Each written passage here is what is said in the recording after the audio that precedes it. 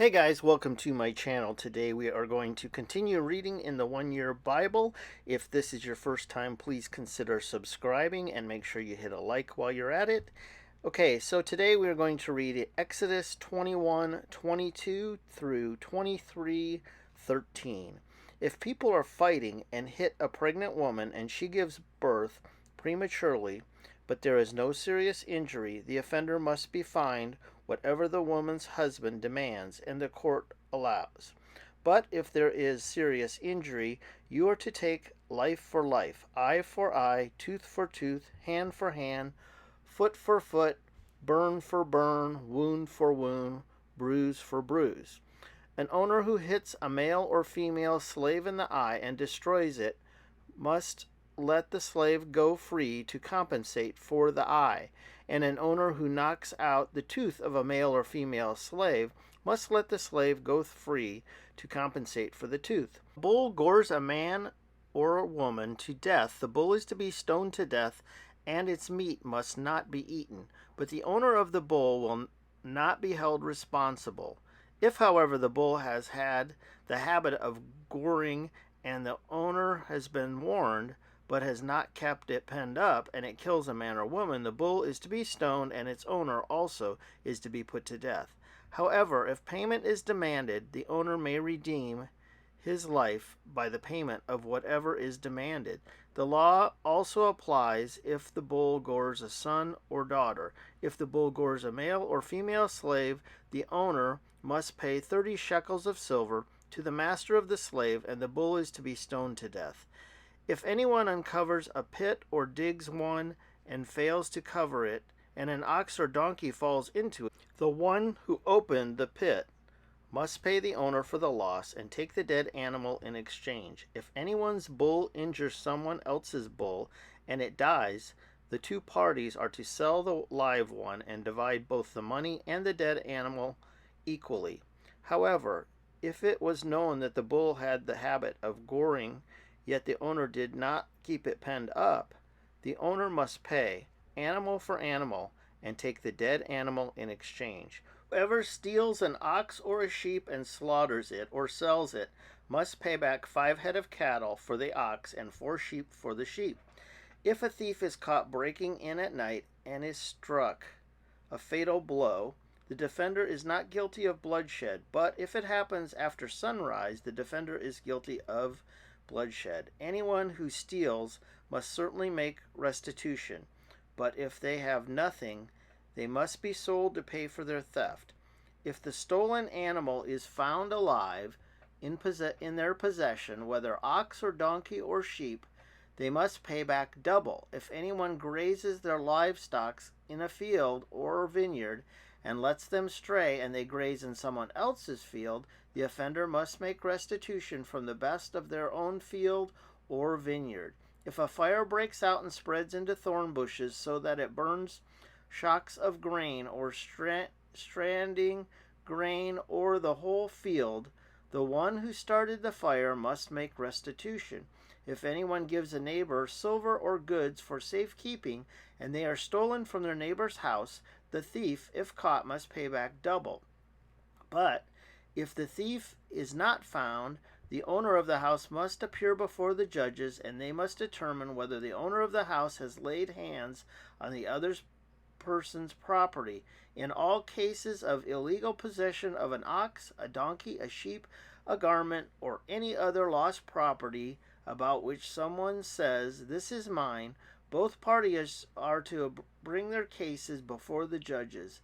The one whom the judges declare guilty must pay back double to the other. If anyone gives a donkey, an ox, or a sheep, or any other animal to their neighbor for safekeeping, and it dies, or is injured, or is taken away while no one is looking, the issue between them will be settled by taking of an oath before the Lord that the neighbor did not lay hands on the other person's property. The owner is to accept this, and no restitution is required. But if the animal was stolen from the neighbor, restitution must be made to the owner. If it was torn to pieces by a wild animal, the neighbor should bring in the remains as evidence and shall not be required to pay for the torn animal. If anyone borrows an animal from their neighbor and it is injured or dies, while the owner is not present, they must make restitution. But if the owner is with the animal, the borrower will not have to pay. If the animal was hired, the money paid for the hire covers the loss.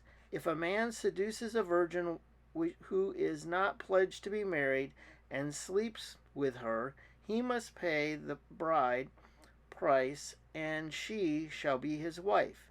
If her father absolutely refuses to give her to him, he must still pay the bride price for virgins. Do not allow a sorceress to live.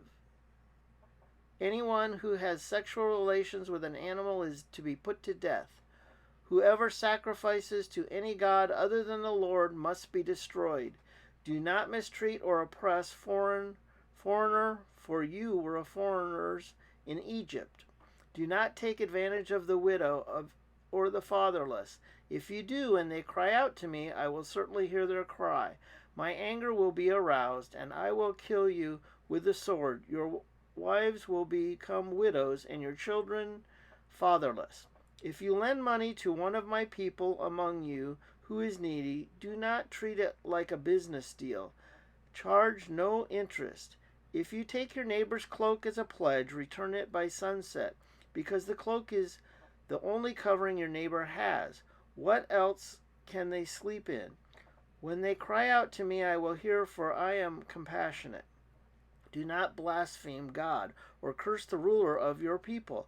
Do not hold back offerings from your granaries or your vats. You must give me the firstborn of your sons. Do the same with your cattle and your sheep. Let them stay with their mothers for 7 days, but give them to me on the 8th day. You are to be holy people, so do not eat the meat of an animal torn by wild beasts. Throw it to the dogs. Do not spread false reports. Do not help a guilty person by being malicious witness. Do not follow the crowd in doing wrong. When you give testimony in a lawsuit, do not pervert justice by siding with the crowd, and do not show favoritism to a poor person in a lawsuit. If you come across your enemy's ox or donkey wandering off, be sure to return it. If you see the donkey of someone who hates you fallen down under its load, do not leave it there. Be sure you help them with it. Do not deny justice to your poor people in their lawsuits. Have nothing to do with false charge, and do not put an innocent or honest person to death, for I will not acquit the guilty. Do not accept a bribe, for a bribe blinds those who see and twists the words of the innocent. Oppress a foreigner. You yourselves know how it feels to be foreigners, because you were foreigners in Egypt. For 6 years you are to sow your fields and harvest the crops. But during the 7th year let the land lie unplowed and unused. Then the poor among your people may get food from it, and the wild animals may eat what is left. Do the same with your vineyard and your olive grove. 6 days do your work, but on the 7th day do not work, so that your ox and your donkey may rest, and so that the slave born in your household and the foreigner living among you may be refreshed. Be careful to do everything I have said to you. Do not invoke the names of other gods, and do not let them be heard on your lips. Now we're going to read Matthew 24, 1 through 28. Jesus left the temple and was walking away when his disciples came up to him to call his attention to its buildings. Do you see all these things? He asked. Truly I tell you, not one stone there will be left on another. Every one will be thrown down. As Jesus was sitting on the Mount of Olives, the disciples came to him privately. Tell us, they said, when will this happen, and what will be the sign of your coming and of the end of age? Jesus answered, Watch out that no one deceives you, for many will come in my name, claiming I am the Messiah, and will deceive many. You will hear of wars and rumors of wars, but see to it that that you are not alarmed. Such things must happen, but the end is still to come. Nation will rise against nation, and kingdom against kingdom. There will be famines and earthquakes in various places. All these are the beginning of birth pains.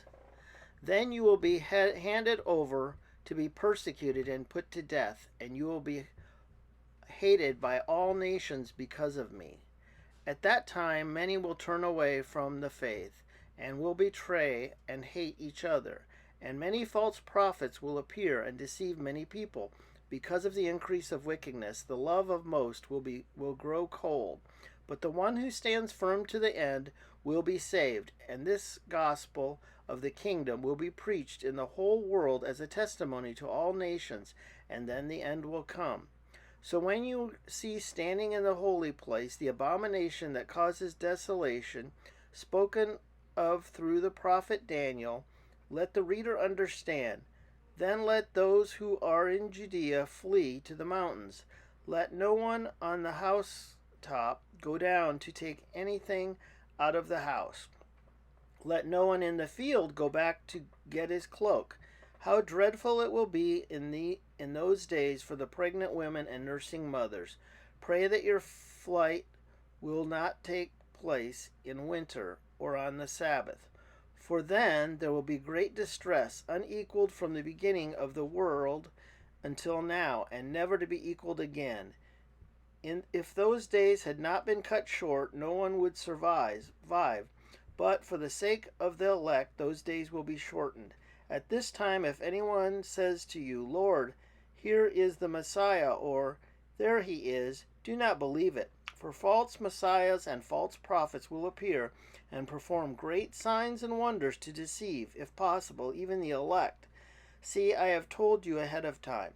So if anyone tells you, there he is out in the wilderness, do not go out, or here he is in the inner rooms, do not believe it. For as lightning that comes from the east is visible even in the west, so will the coming of the Son of Man.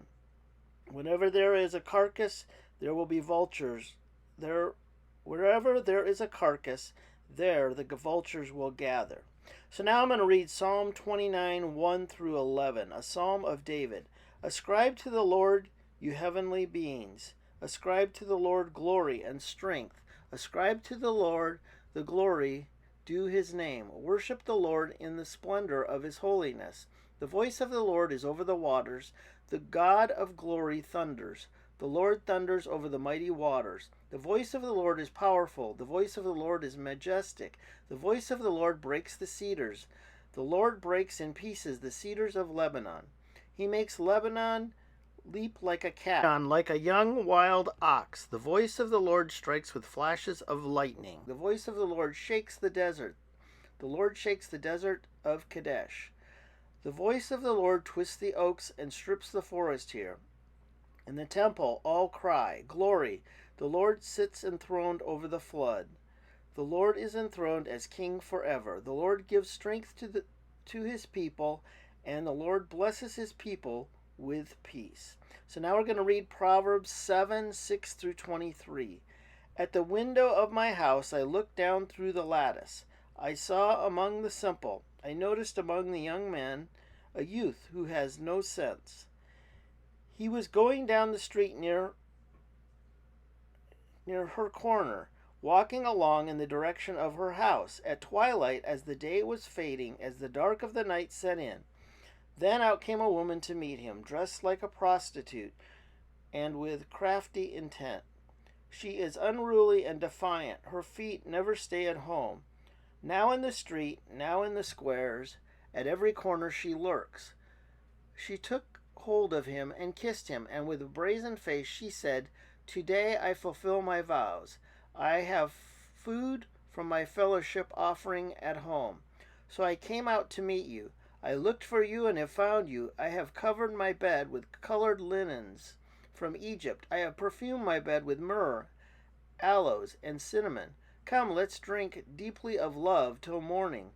Let's enjoy ourselves with love. My husband is not at home. He has gone on a long journey. He took his purse filled with money and will not be home till full moon.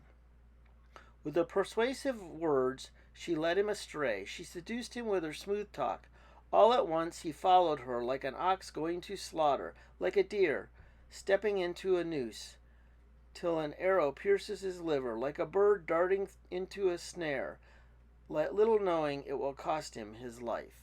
So that's going to do it for this week in the 1 Year Bible. We do these every Thursday, so I hope to see you next Thursday, and you have a great day.